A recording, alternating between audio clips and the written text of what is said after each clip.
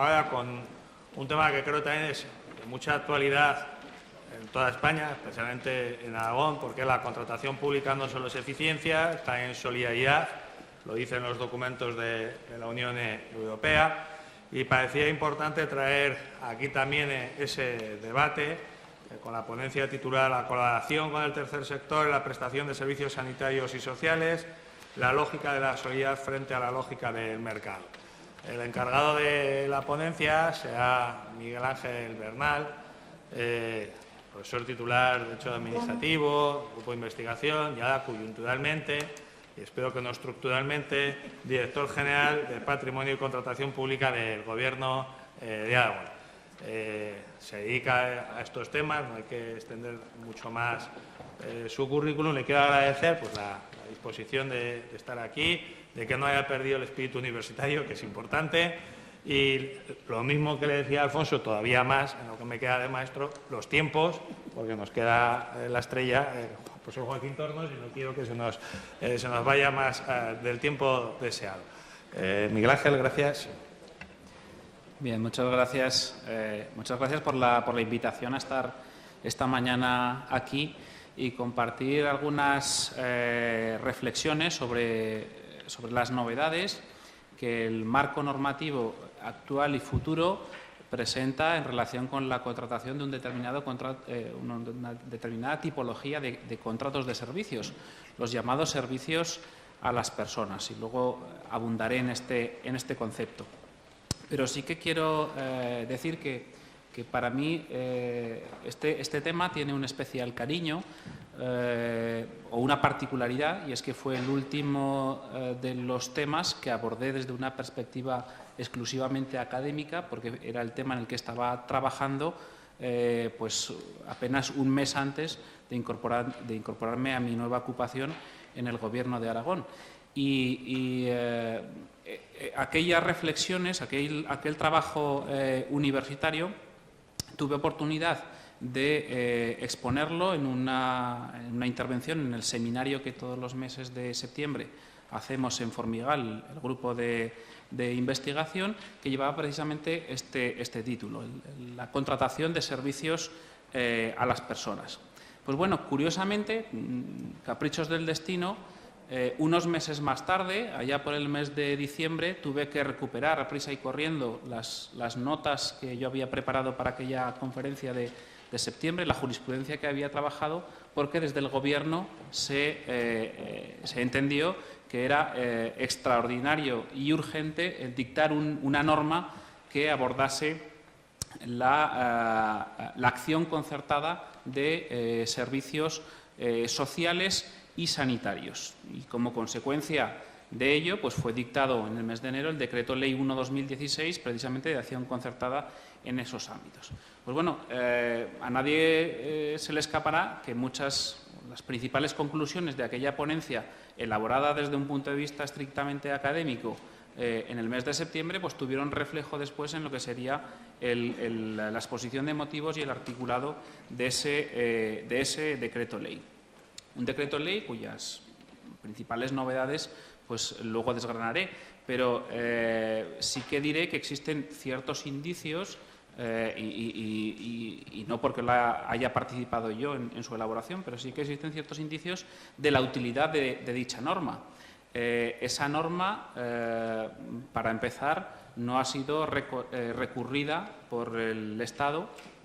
siendo una práctica bastante habitual que el Estado últimamente recurra prácticamente todos los desarrollos autonómicos en materia de contratación pública, haciendo uso las comunidades autónomas de sus respectivas competencias.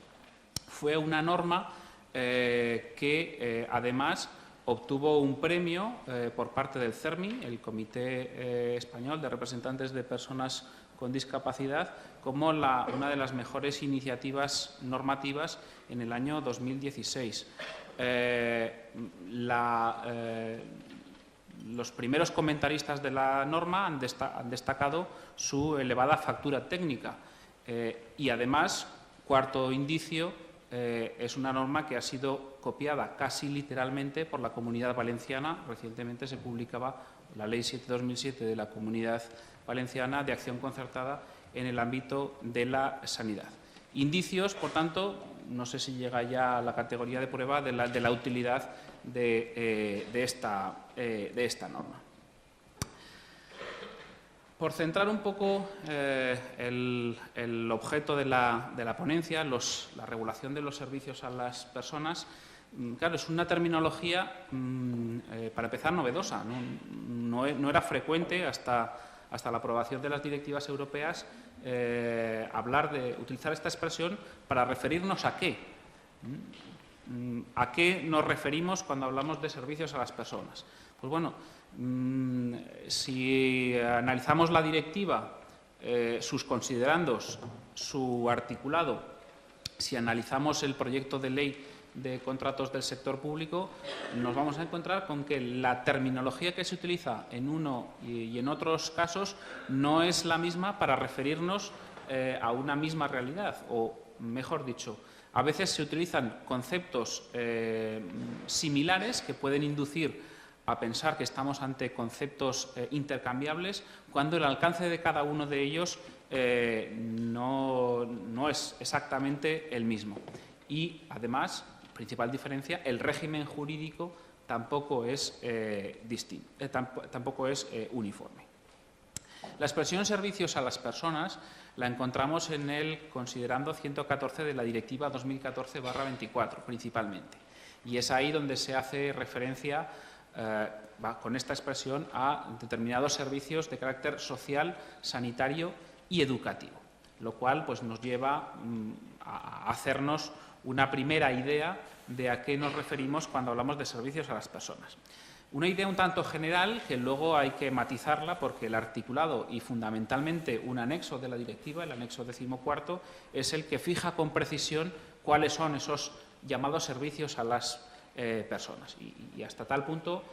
los predetermina que incluso dice qué código del vocabulario común de contratos públicos es el que comprende esa expresión servicios a las personas y, por tanto, solamente a esas categorías de contratos de servicios a las personas se les aplica el régimen especial que la propia directiva establece en los artículos 74 y siguientes. Pero en esos artículos 74 y siguientes la directiva no habla de servicios a las personas. Curiosamente, la denominación que utiliza la directiva para referirse en ese capítulo es la de servicios sociales y otros servicios específicos. Por lo tanto, no es automáticamente equiparable el concepto de servicios a las personas con el de servicios sociales, si no es en un sentido muy amplio, comprensivo, por tanto, de los sanitarios y de los educativos, pero con el matiz de que el régimen jurídico que establecen los artículos 74 y siguientes de la directiva también va a ser aplicable, como luego veremos, a otros contratos que no lo son de servicios a las personas, sino a otras categorías de contratos de servicios muy diferentes. Si vemos cómo se ha intentado incorporar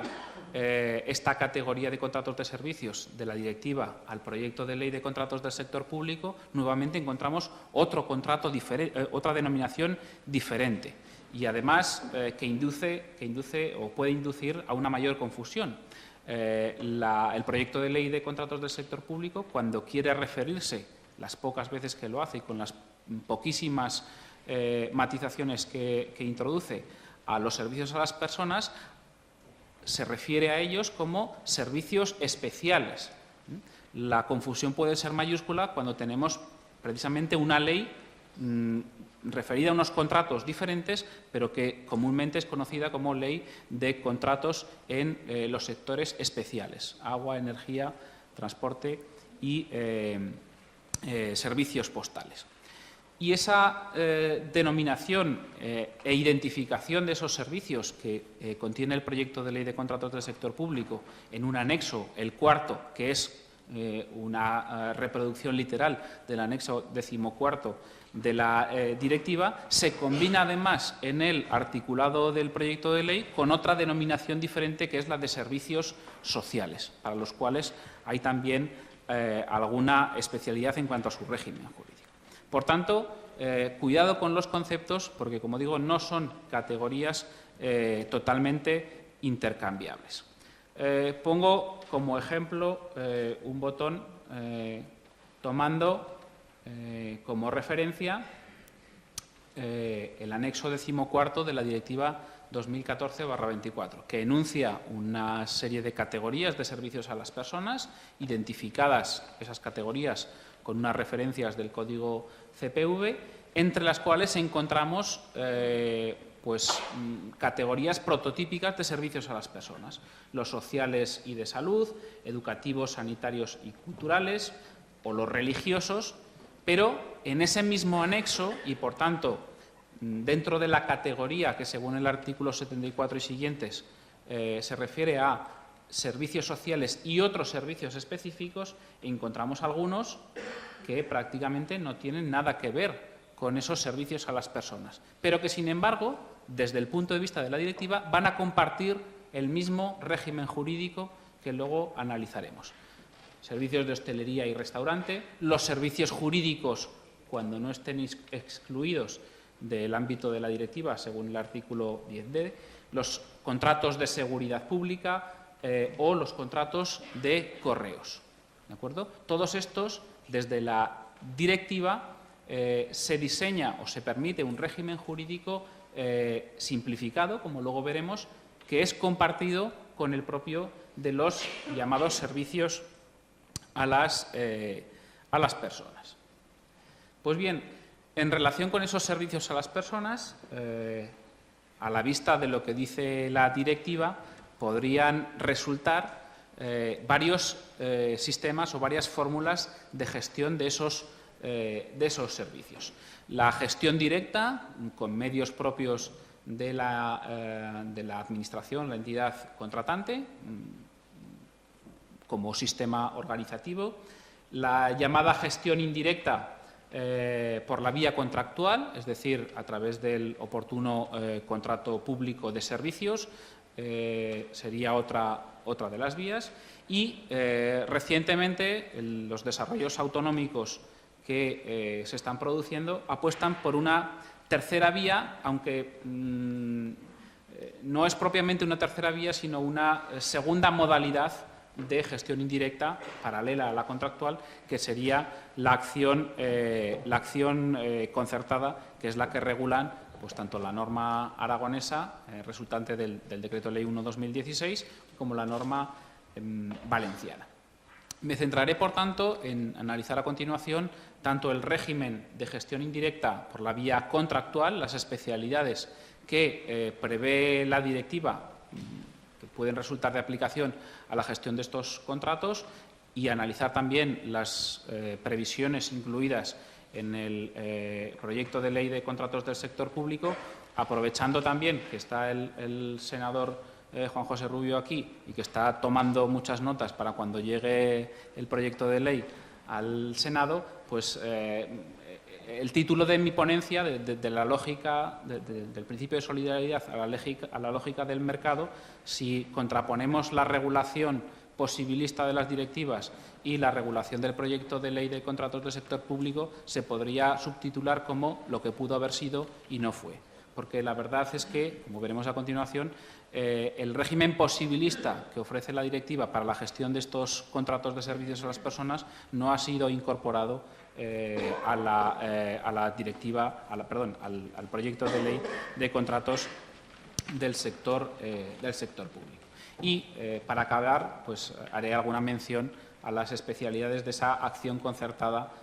para la prestación de servicios sociales, sanitarios y también educativos en Aragón. Por lo que se refiere a esa gestión contractual, el régimen previsto, antes decía, en la Directiva 2014/24, aunque también se prevé la misma posibilidad de licitar contratos de servicios a las personas en el ámbito de las concesiones, Directiva Concesiones, y también en el ámbito de la Directiva sobre sectores especiales o sectores excluidos, parte por el establecimiento, para comenzar, de unos umbrales de aplicación de las directivas diferentes para este tipo de contratos, que, insisto, lo son tanto los servicios a las personas como aquellos otros contratos que hemos visto que la directiva llama específicos. Esos umbrales son, en la Directiva de Contratos Públicos, 750.000 euros, en la Directiva de Sectores Excluidos, 1 millón de euros y en la Directiva de Concesiones, 5.186.000 euros. Esta previsión, que puede parecer una cosa muy simple, impacta de lleno en nuestro concepto de contrato sujeto a regulación armonizada, porque los contratos de servicios serán o no sujetos a regulación armonizada, en primer lugar, en función de la entidad contratante. Si es la Administración General del Estado, 136.000 o 138.000 euros. Si es una entidad diferente, serán 206.000 euros. Pero si además se trata de uno de esos contratos enumerados en el anexo 14 de la directiva, se le aplicará este umbral económico en relación con su valor estimado para que se considere aplicable las disposiciones de la directiva. Segunda especialidad que prevén, en este caso, el artículo 76 de la directiva. La directiva lo que dice es que para estos contratos de servicios sociales y específicos, servicios a las personas, los Estados tienen una amplia libertad para fijar las condiciones procedimentales a las que estará sujeta la adjudicación de los mismos, siempre que se garantice los principios generales de la contratación pública, pero es posible un régimen ad hoc específico que permita tener en cuenta la especificidad de estos servicios en cuestión. Y, en particular, dice a renglón seguido, en la adjudicación de este tipo de contratos podrán tenerse en cuenta criterios como la necesidad de continuidad en la prestación de los usuarios, la disponibilidad de los recursos o las necesidades específicas de las categorías de usuarios a los que van dirigidos este tipo de contratos. Por tanto, la directiva da un amplio margen de libertad para que cada Estado configure, atendiendo a las especificidades que este tipo de servicios tienen en cada Estado, su régimen de adjudicación. O, dicho de otro modo, no es necesario que la adjudicación de este tipo de contratos quede sujeta a las mismas reglas procedimentales que el resto de contratos de servicios. En la directiva incluso se incluye la posibilidad de reservar determinados servicios sociales, también codificados o también identificados con arreglo a una determinada codificación del código del vocabulario de contratos públicos, en favor de determinadas entidades, aquellas que incorporen a los empleados en las estructuras de dirección o propiedad, pensando precisamente en una forma jurídica muy conocida en España, que son las cooperativas, que son precisamente las que cumplirían este requisito. Bueno, eso que es una novedad en la directiva, que se incorpora al texto final de la directiva y que no estaba en la propuesta inicial de diciembre del 2011, hay que manejarla con cuidado. El profesor Moreno Molina, en su intervención de esta mañana, hacía referencia a esta posibilidad. El privilegio que me da ocupar una posición que permite contactar con los agentes en el mercado me ha hecho plantearles esta posibilidad, porque se ha pensado en que sea la comunidad autónoma la que incorpore esta posible reserva, ya que no está prevista en el proyecto de ley de contratos del sector público, y las entidades sociales que podrían ser beneficiarias de esta reserva me han transmitido su parecer contrario a esta reserva tal y como está establecida en la directiva. Claro, porque las condiciones a las que somete estas reservas la propia directiva hacen poco atractiva esa reserva para las entidades que están en el mercado, lo cual demuestra que a lo mejor el legislador europeo no ha conocido o no conocía exactamente, o estaba pensando únicamente en un conjunto de entidades muy concretas, desconociendo la realidad en los Estados miembros. Y es que las condiciones a las que sujeta esta reserva el artículo 77 de la directiva es una duración máxima de 3 años, pero que además no puede ser prorrogada, porque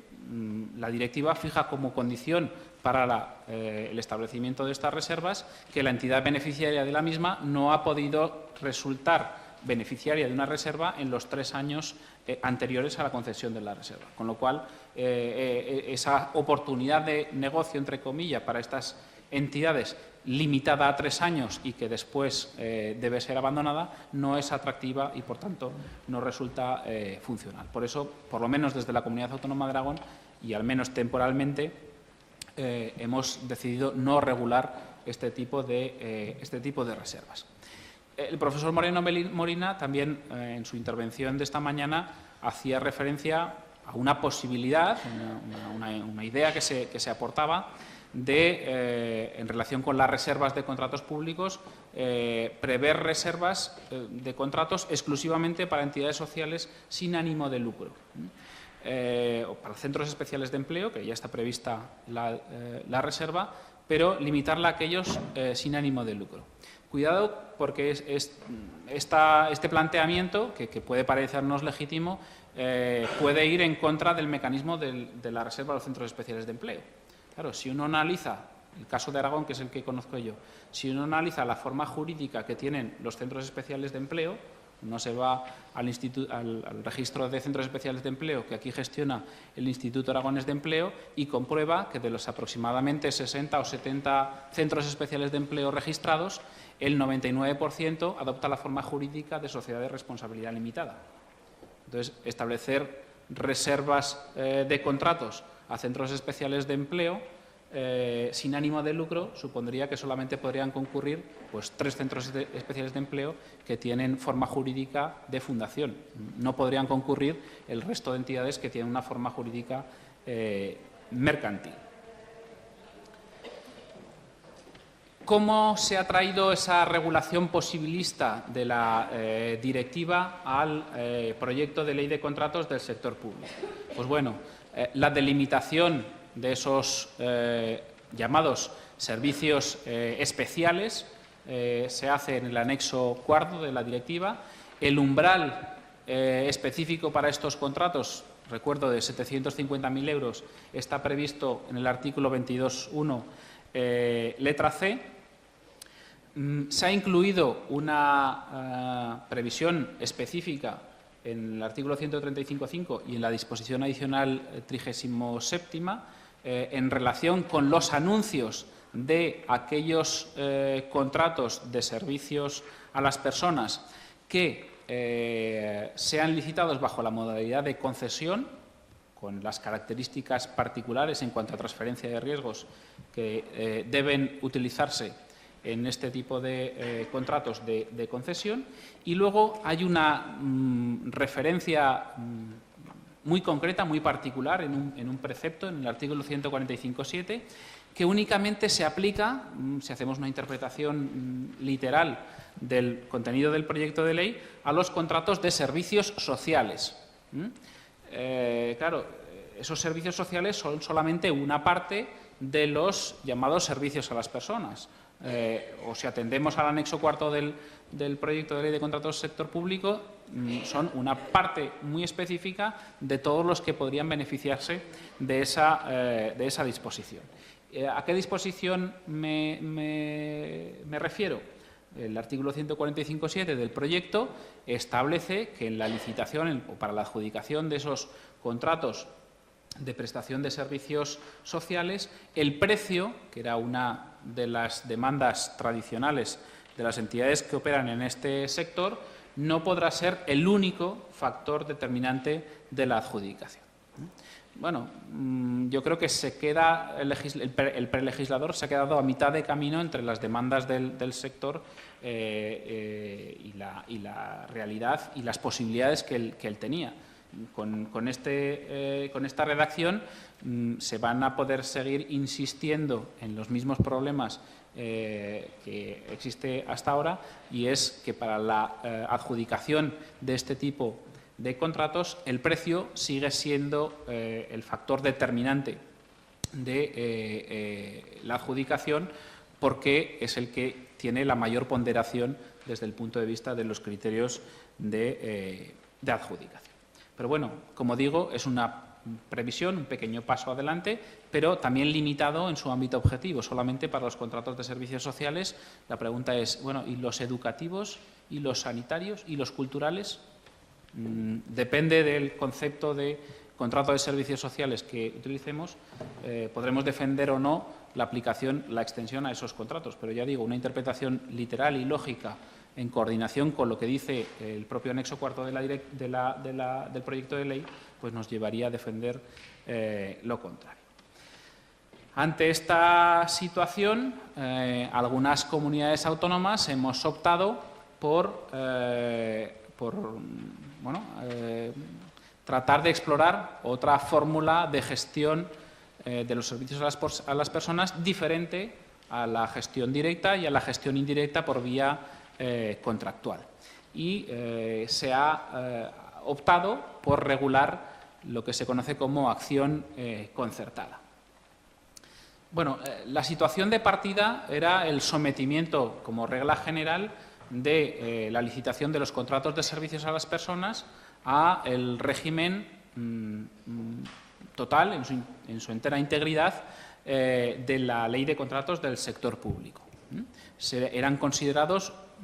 como contratos de servicios o, en la mayoría de las ocasiones, como contratos de gestión de servicios públicos. Posibilidad esta segunda que, de aprobarse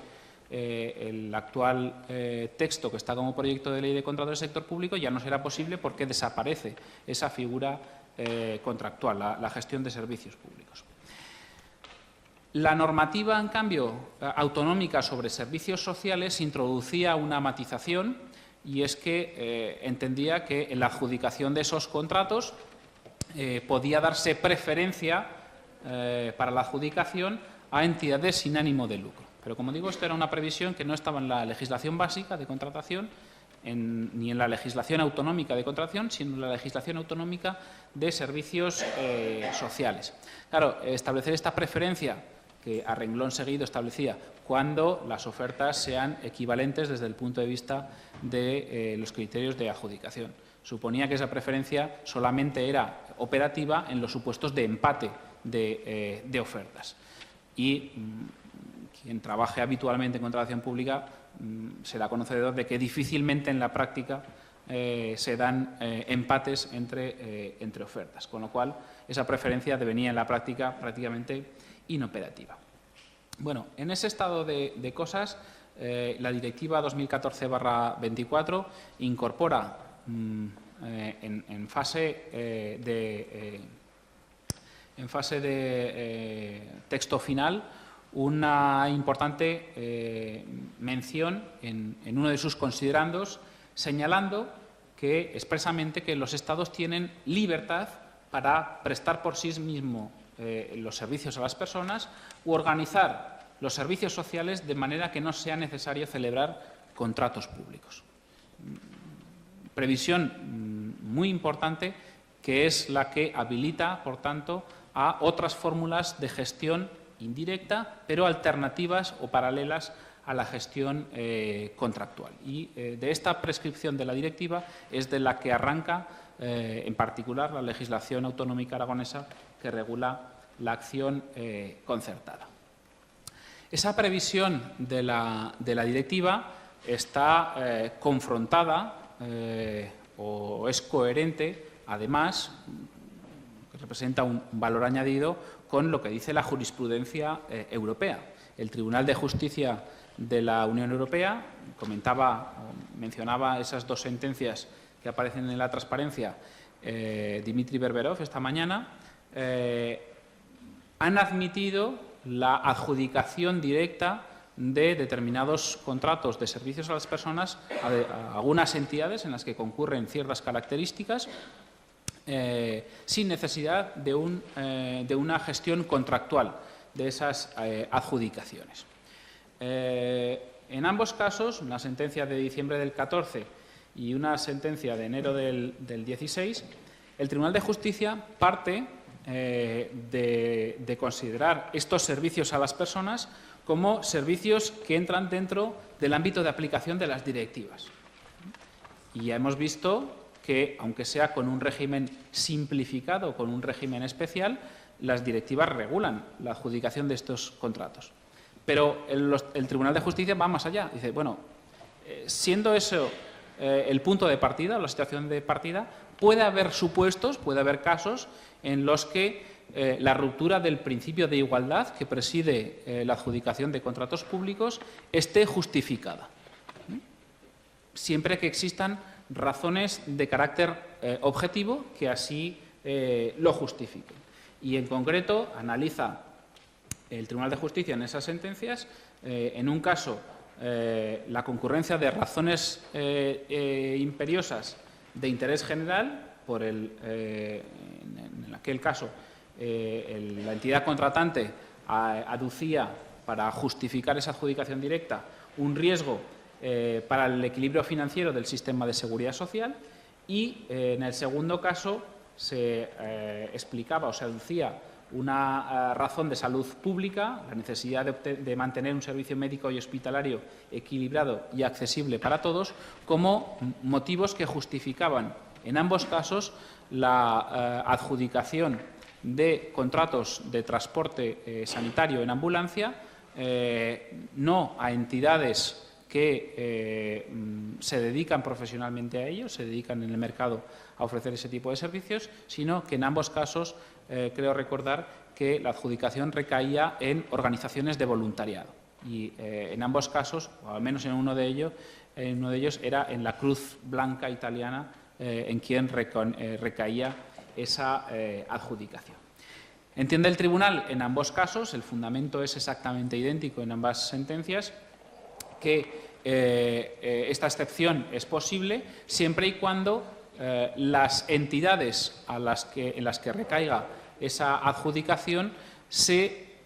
guíen, su actuación esté orientada por el principio de solidaridad y, además, que no obtengan ningún beneficio de la prestación de esos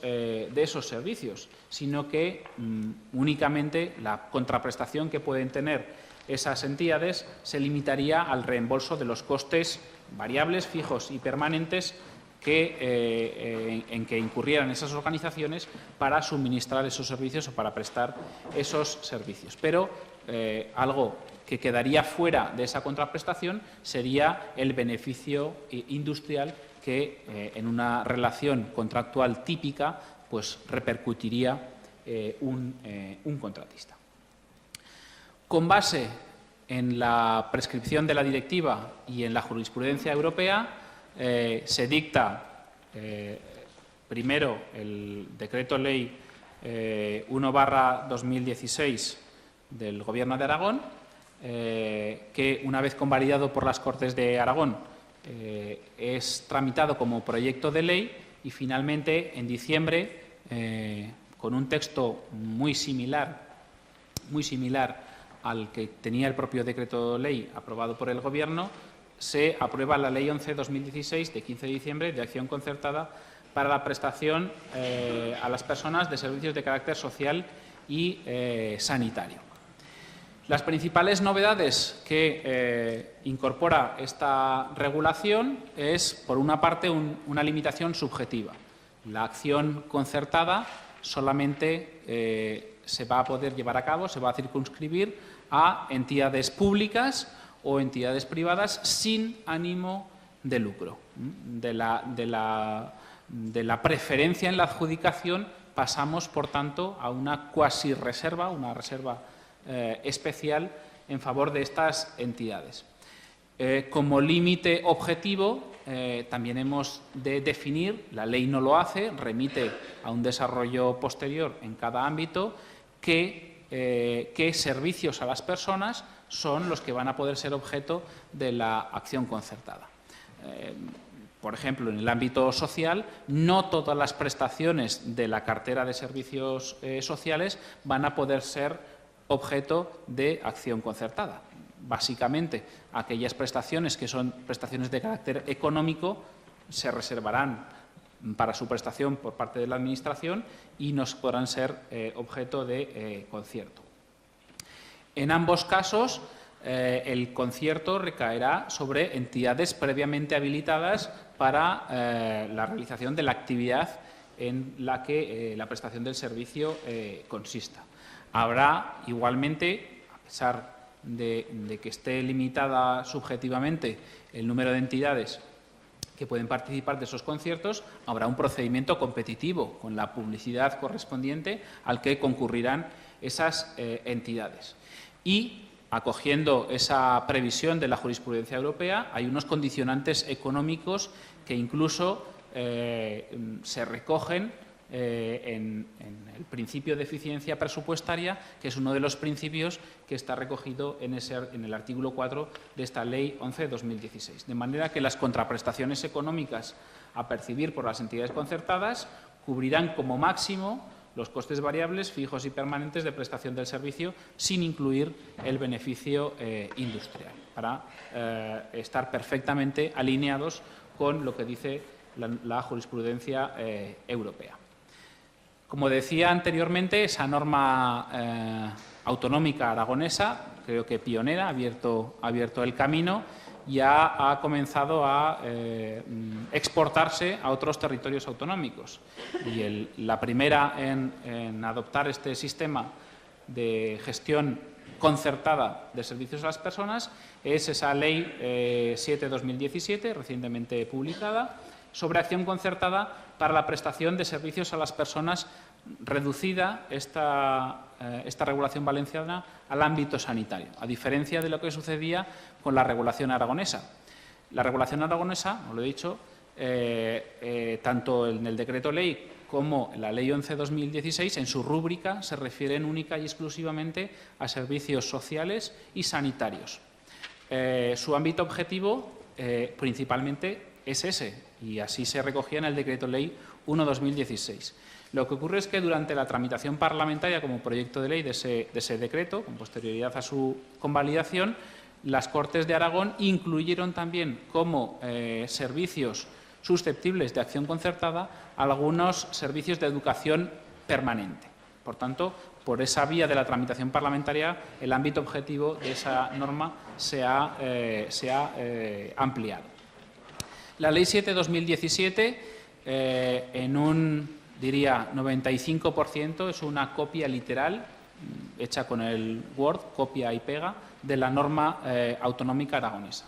Los fundamentos, la estructura, los contenidos son literales los de la norma autonómica. Con lo cual, oye, si alguien está copiando lo que tú has hecho previamente, pues será que no está tan mal, quiero decir. Sí que contiene una especialidad en cuanto al ámbito subjetivo de esa acción concertada, porque la norma valenciana restringe todavía más a los posibles beneficiarios de esos conciertos. Y es que especifica que, al igual que la norma aragonesa, la ley valenciana dice que el concierto podrá celebrarse con entidades públicas o con entidades sin ánimo de lucro. Hasta ahí es igual que la norma autonómica aragonesa. Pero la ley autonómica valenciana especifica todavía más respecto de esas segundas, las entidades privadas sin ánimo de lucro. Dice que no estén vinculadas o creadas ad hoc por otra empresa o grupo de empresas con ánimo de lucro. El objetivo que tiene esta regulación es limitar el acceso a los conciertos por parte de entidades.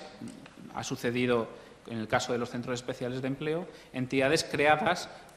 por grandes grupos empresariales que, ante la posibilidad de perder su nicho de mercado en relación con este tipo de servicios, pues han mutado o han creado una ramificación, una estructura paralela dotada de falta de ánimo de lucro o de los caracteres necesarios para ser considerada centro especial de empleo y poder participar, sobre todo en el caso de los contratos reservados. Pues bueno, esa práctica es la que intenta contrarrestar el legislador valenciano. A mí la verdad es que personalmente me parece incluso demasiado y ya vaticino problemas prácticos en la aplicación de este matiz, porque la carga probatoria de que una empresa no puede ser concertada para la prestación de un servicio social porque ha sido creada, porque pertenece su accionariado a una gran corporación empresarial, y obviaré el citar nombres concretos, pues bueno, desde el punto de vista de la competencia ya veremos a ver lo que dice los organismos oportunos, y desde el punto de vista de la unidad de mercado, que también está regulada, ya veremos también a ver qué problemas prácticos plantea en la práctica. Hasta aquí era lo que quería apuntar esta mañana de hoy. Muchas gracias.